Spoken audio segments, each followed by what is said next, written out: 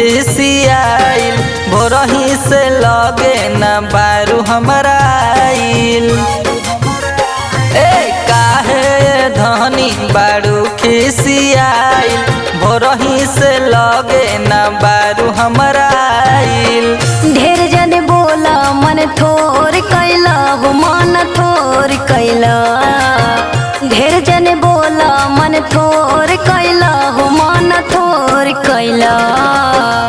नैहर के बाने सुहकवा अमर काम जोर कैला, एक हली लागल लागल ये राजा जी तू भोर कैला।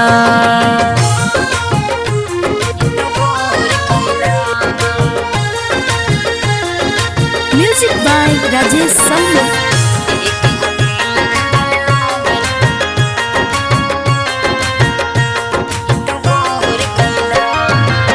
नए नए गौना बनोए जवानी, पूरा उम्र बाटे काटे के जानी।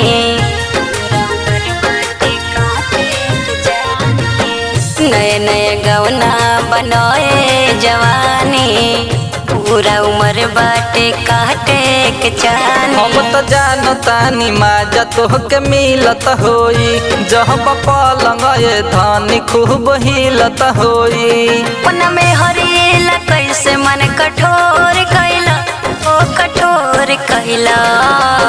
नैहर के बाने सुहकवा कमर काम जोर कैला, एक हली लागल लागल ये राजा जी तू भोर कैला।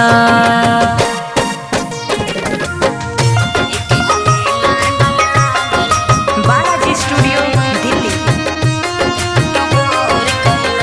ए हो अभिषेक जी बात बूझल कर, अपना में हरी से ऐसे ना जूझल कर।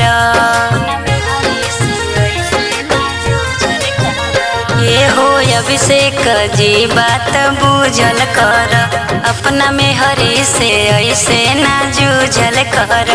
प्यार करहूँ में इतना तबाह कइलू, बोल काहे सोना बियाह कइलू। सुनीता शिवानी के विभोर कैला हो विभोर कैला। नैहर के बाने सुहकवा कमर काम जोर कैला, एक हली लागल लागल ये राजा जी तू भोर कैला।